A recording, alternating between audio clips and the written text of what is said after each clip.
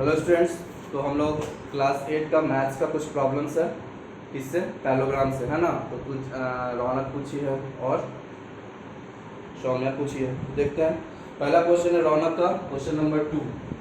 Question number 2 six है ना, 16A का क्वेश्चन नंबर 2 रौनक पूछी है। देखो क्वेश्चन नंबर 2 में क्या बोल रहा है, two adjacent angles of a parallelogram are equal. एक पैरेललोग्राम है जिसका दो एडजेसेंट एंगल मतलब अगल बगल वाला एंगल इक्वल है। ये एंगल अगर x है, ये एंगल x है, तो ये भी क्या है x, दोनों इक्वल बोल रहा है। ऐसे तो ये पैरेललोग्राम गलत है उस हिसाब से, लेकिन फिर भी मान लो कि सही है। तो ये x और ये x है, दोनों एंगल सेम है। तो हमको पता है कि पैरेललोग्राम का एडजेसेंट एंगल को जोड़ने पे 180 डिग्री होना चाहिए। ये एडजेसेंट एंगल क्या है, एक x है तो दूसरा भी x है। तो इसका मतलब x प्लस x मेरा कितना हो जाएगा, 180 डिग्री हो जाएगा। x plus x 2x is equal to कितना हो जाएगा, 180 degree. That means x is equal to 180 degree divide by 2, that will be equal to 90 degree. तो मेरा ये एंगल कितना हो जाएगा, 90 डिग्री, और ये भी कितना हो जाएगा, 90 डिग्री। इसका मतलब ये जो पैरेललोग्राम है वो रेक्टेंगल हो जाएगा, है ना। तो इसका मतलब क्या हो गया, तो जो क्वेश्चन पूछा है उसमें क्या बोल रहा है, what is the measure of each of this angle. तो every angle is equal to 90 degree. Question number 2 का answer. Next question, question number 7। Question number 7, question number 7 भी रौनक ही पूछी है। अच्छा, क्वेश्चन नंबर 7 सौम्या पूछी है, ठीक। 16A का question number 7, the perimeter of a parallelogram is 140 centimeter. If one of its side is longer than the other by 10 centimeter, find the length of each side. ठीक, अब ध्यान दो। क्वेश्चन नंबर 7, एक parallelogram है जिसका perimeter दिया हुआ है। अब ध्यान, पैरेललोग्राम का अपोजिट साइड क्या होता है, इक्वल होता है ना। अगर ये x होगा तो ये भी x होगा। और तुम्हारे क्वेश्चन में दिया हुआ है कि अगर एक साइड जो है वो दूसरे साइड से लॉन्गर है 10 सेंटीमीटर ज्यादा, तो ये इस साइड से 10 सेंटीमीटर ज्यादा है, ये वाला जो साइड है इस साइड से 10 सेंटीमीटर ज्यादा है। ये क्या हो जाएगा, x माइनस 10, इससे 10 कम हो जाएगा ना। ये इससे क्या हो जाएगा, 10 कम हो जाएगा, x माइनस 10। तो ये भी क्या हो जाएगा, x माइनस 10। अब बोल रहा है इसका पेरीमीटर दिया हुआ है तुमको, इसका पेरीमीटर कितना दिया हुआ है, 140 सेंटीमीटर। तो पेरीमीटर क्या होता है, सिंपली बताओ। पेरीमीटर का फॉर्मूला क्या होता है, perimeter is equal to sum of all side. चारों साइड को जोड़ देंगे तो उसको पेरीमीटर बोलते हैं। तो चारों साइड हमको मिल गया x plus 10 minus x minus 10 plus x minus 10 is equal to, perimeter दिया हुआ है क्वेश्चन में। क्वेश्चन में जो पेरीमीटर दिया हुआ है कितना है, 140 सेंटीमीटर। तो ये कितना आ जाएगा, 140 सेंटीमीटर। अब जोड़ दो, x 1 2 3 4 x आया तो 4x माइनस 10 प्लस माइनस 10 तो माइनस 20 इज इक्वल टू 140।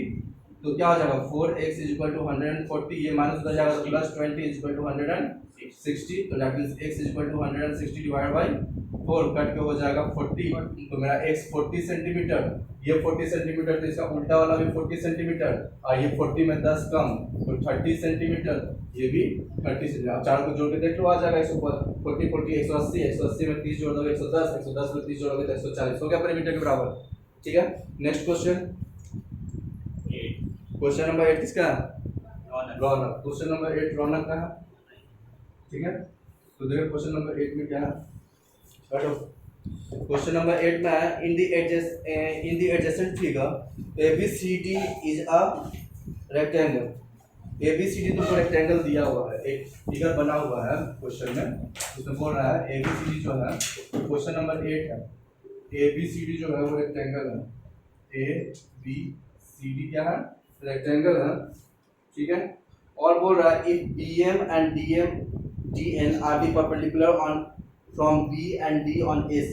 अच्छा चलो, एक AC डायगोनल ड्रॉ कर दिया है, ठीक है, और BM और DN परपेंडिकुलर इस पे ड्रॉ कर दिया, इस पर एक परपेंडिकुलर और इस पे परपेंडिकुलर ड्रॉ कर दिया है। इसका नाम दे दिया BM और BN, ठीक है। और क्या बोल रहा है इसमें, प्रूव दैट, हम लोग को प्रूव करना है। टू प्रूव, क्या प्रूव करना है, टू प्रूव, क्या प्रूव करना है, प्रूव करना है triangle BMC is congruent to triangle DNA, ठीक है। और बोलना है कि पूछ रहा, क्वेश्चन पूछ रहा है क्या BM is equal to DN होगा, ये पूछ रहा है क्या ये पॉसिबल है, हो सकता है ऐसा कुछ होगा क्या, ये चीज बोल रहा है, ठीक है। चलो देखते हैं। अब ध्यान दो, हमको कौन कौन सा ट्रायंगल बोल रहा है, BMC कौन है, BMC और DNA मतलब ये ट्रायंगल और ये ट्रायंगल कॉन्ग्रुएंट प्रूव करके बोल रहा है, ये बोला है ना। अब देखो तो इस ट्रायंगल, दोनों ट्रायंगल में ये दोनों अपोजिट एंगल है पैरेललोग्राम का, ये दोनों पैरेललोग्राम का अपोजिट एंगल है, ठीक है। और ये दोनों 90 डिग्री पे बना, ये भी 90 डिग्री, ये भी 90 डिग्री, ठीक है। और ध्यान दो ये और ये पैरेलल होता है ना साइड, ये दोनों साइड पैरेलल है, और ये तुम्हारा क्या है ट्रांसवर्सल, ये लाइन ट्रांसवर्सल है, दोनों पैरेलल साइड को टच कर रहा है, तो ये वाला एंगल और ये वाला दोनों अंदर वाला एंगल इक्वल होगा, अल्टरनेट एंगल। तो देखो तो AAS से दोनों कॉन्ग्रुएंट हो गया, हाँ। जब ये दोनों कॉन्ग्रुएंट प्रूव हो गया तो पूछ रहा है क्या BM DN के बराबर हो सकता है, तो हाँ BM is equal to DN, क्योंकि ये दोनों ट्रायंगल कॉन्ग्रुएंट है, तो बाय CPCT कॉरस्पॉन्डिंग पार्ट और कॉरस्पॉन्डिंग ट्रायंगल्स के अनुसार ये दोनों क्या हो जाएगा, हाँ कॉन्ग्रुएंट ट्रायंगल के अनुसार क्या हो जाएगा, ये दोनों इक्वल हो जाएगा। तो हम लोग समझ में आया, खैर ये रौनक पूछे तो हम लिख के बता दे रहे हैं, प्रूफ कर देना है, प्रूफ देखो इसका। अब हम लोग का ट्रायंगल कौन कौन सा लेने के बोला है, इन ट्रायंगल ए, सॉरी इसमें जैसे दिया वैसे लिख देते हैं, BMC एंड ट्रायंगल, जो दो ट्रायंगल बोला उस दोनों ट्रायंगल DNA, ये दोनों ट्रायंगल में ये साइड इक्वल टू ये साइड, क्योंकि पैरेललोग्राम का अपोजिट साइड इक्वल होता है, तो लिख देंगे AD is equal to BC, क्यों, opposite sides of parallelogram are equal, opposite sides of parallelogram are equal, ये दोनों हो गया। दूसरा angle DNA is equal to angle BMC is equal to 90 degree, दोनों परपेंडिकुलर है मतलब 90 डिग्री है, ठीक है। तो हम लोग लिख लो यहाँ पे, इसके बाद हम ऊपर बना रहे हैं angle DNA is equal to angle CMB is equal to 90 degree, ये क्वेश्चन में दिया हुआ है, तो क्या है ये गिवन दिया, क्वेश्चन में दिया हुआ है, परपेंडिकुलर है, गिवन है। और तीसरा देखो this angle is equal to this angle, क्यों, क्योंकि ये दोनों पैरेलल है तो ये दोनों अल्टरनेट एंगल होगा, है ना। तो लिख लो angle DAN is equal to angle BCM, क्यों, क्योंकि अल्टरनेट एंगल्स, ठीक है, वो दोनों क्या है अल्टरनेट एंगल्स है। तो सो क्या हो गया, ये triangle is congruent to, sorry this triangle is congruent to this triangle by angle side, ये एंगल इक्वल टू ये एंगल, ये एंगल इक्वल टू ये एंगल, और ये साइड इक्वल टू ये साइड। तो सो लिख देंगे हम लोग कौन कौन सा एंगल ट्रायंगल था, triangle BMC is congruent to triangle DNA by AAS, proof हो गया, ये वाला प्रूफ हो गया। अब हमको बताना है ये, तो जब ये दोनों ट्रायंगल है तो इसका साइड भी तो इक्वल होगा ना, कॉरस्पॉन्डिंग साइड, तो ये साइड इक्वल टू ये साइड बाय CPCT, तो लिख देंगे and BM is equal to DN by CPCT, क्या प्रूफ। नेक्स्ट क्वेश्चन किसका है, 9 तुम्हारा, 9 दोनों का है शायद, 9 दोनों का, ठीक है। देखो इसको पॉज करके उतार लेना,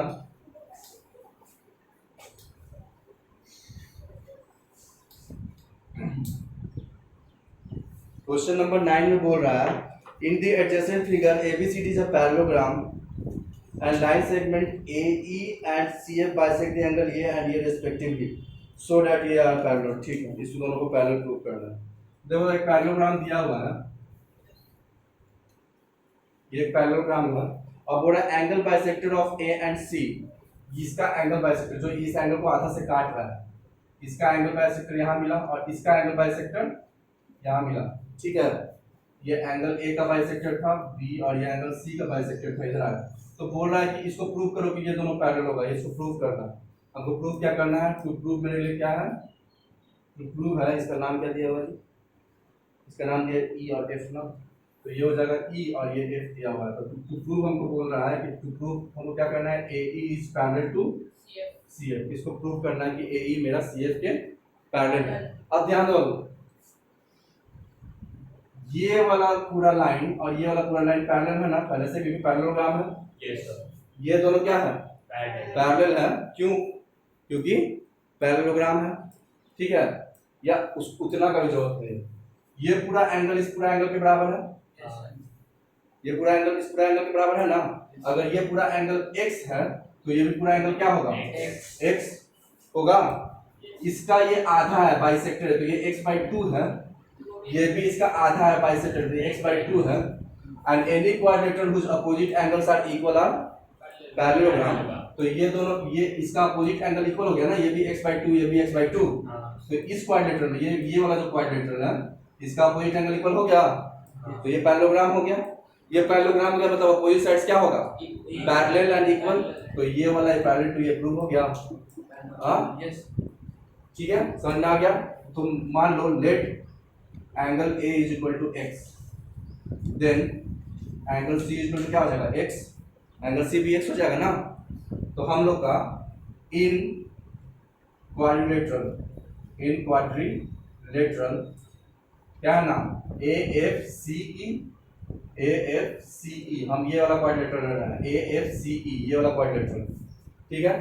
इस क्वाड्रिलेटरल में एंगल A क्या हो जाएगा, इस क्वाड्रिलेटरल में एंगल A इतना ही ना होगा, हाँ, तो एंगल ये क्या हो जाएगा, आधा ऑफ एंगल x हो जाएगा, x/2 हो जाएगा, ठीक है। या एंगल A लिखने में समझ नहीं आया तो पूरा एंगल लिख लो, EAF, angle EAF is equal to x/2 हो जाएगा। क्यों, क्योंकि क्वेश्चन में दिया हुआ है कि ये एंगल बाइसेक्टर है, एंगल बाइसेक्टर एंगल को आधा से काटता है, ठीक है। EAF is equal to x/2, और यहाँ पे भी क्योंकि ये भी एंगल बाइसेक्टर है तो ये बड़ा वाला एंगल का आधा होगा, तो मेरा हो जाएगा angle ECF is equal to x/2 हो गया, x/2 हो जाएगा। तो ये दोनों एंगल इक्वल हो गए ना, दोनों x/2 हो गया, यहाँ पे लिख देंगे। So angle EAF is equal to angle कौन सा था, ECF is equal to angle ECF is equal to x/2, दोनों x/2 के बराबर हो गया।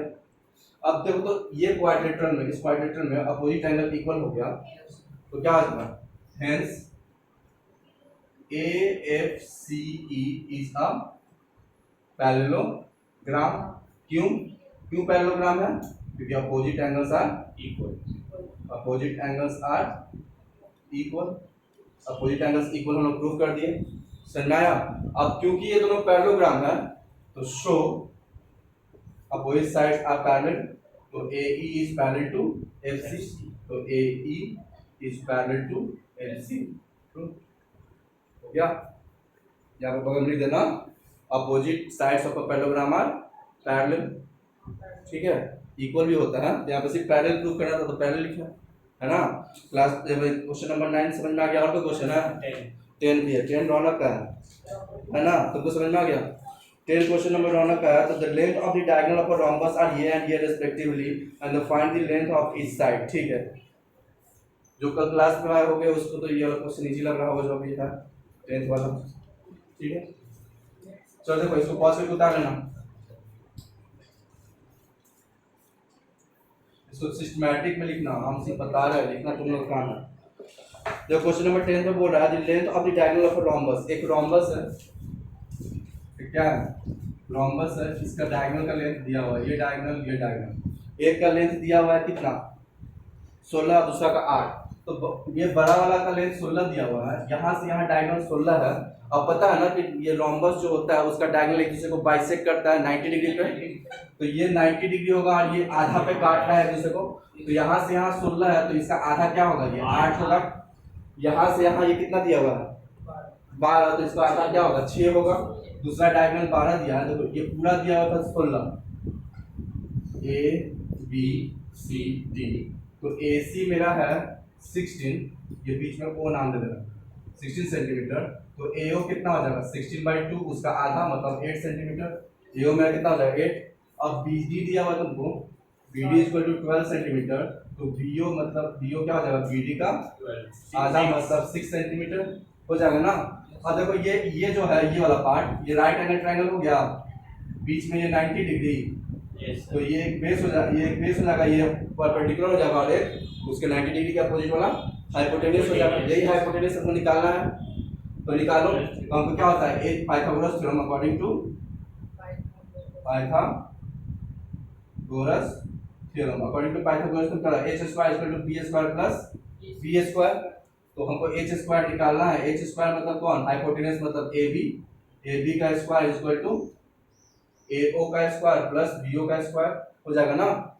AO मेरा कितना दिया हुआ है 8 का स्क्वायर कितना हो जाएगा, और ये दिया हुआ है 6 का स्क्वायर, 8 का स्क्वायर हो जाएगा 64 और 6 का स्क्वायर हो जाएगा 36, दोनों को जोड़ोगे तो 100, तो AB स्क्वायर मेरा आ गया 100, तो 100 लिख सकते हैं 10 का स्क्वायर। Yes sir. तो मतलब मेरा AB स्क्वायर इक्वल टू 10 का स्क्वायर स्क्वायर कट जाएगा तो AB इक्वल टू कितना आ जाएगा 10। तो ये सब सेंटीमीटर में है, तो BA में कितना आएगा 10 सेंटीमीटर, और रोम्बस का सारा साइड इक्वल होता है। Yes sir. ये 10 तो बाकी भी 10, तो ये the length of each side of the rhombus is equal to 10 centimetre. और कोई क्वेश्चन है? हो गया, इतना क्वेश्चन पूछे थे, सबका क्लियर है, तो आज के लिए इतना ही।